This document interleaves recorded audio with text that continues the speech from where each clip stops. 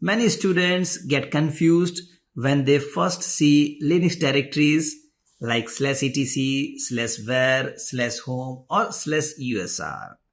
But once you understand this diagram, everything becomes very easy.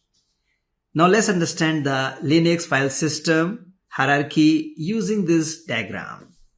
As you can see in the PPT, at the very top we have the root directory represented by a /. So in Linux, everything starts from this root. This is the base of the entire file system. Now, if you're coming from a Windows background, you usually see drives like C drive, D drive or E drive. Each drive is separate. But in Linux, we do not have separate drives like that. Instead, everything is connected under a single root directory. So you can think of it like this. Linux has one tree, while Windows has multiple trees like C drive, D drive, etc. Now let's look at this diagram. Just below the root, that is /, you can see multiple directories branching out. Starting from the left, /home, this is where user data is stored, similar to users folder in Windows. /etc contains configuration files. You can think of it like system settings or registry in Windows.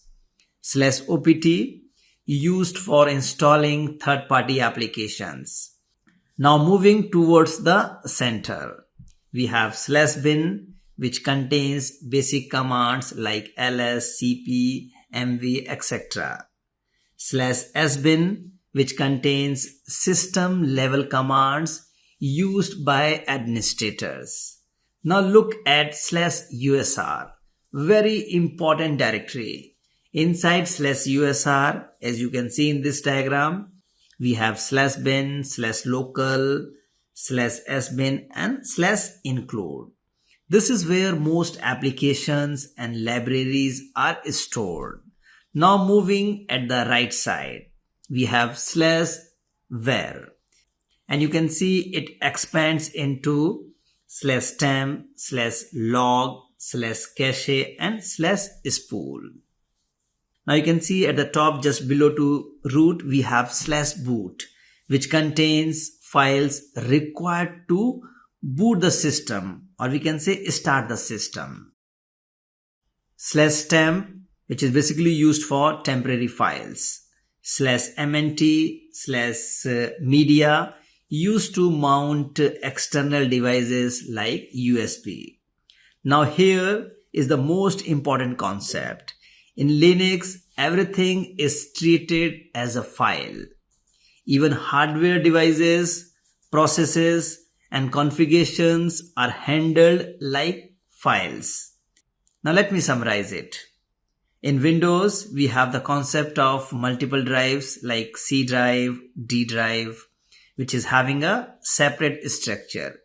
In Linux, we have a single root. Everything organized under one hierarchy.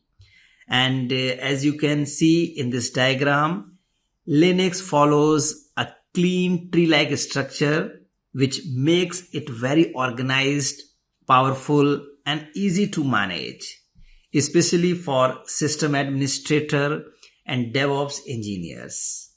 Once you understand this structure, navigating Linux becomes very easy. Thank you.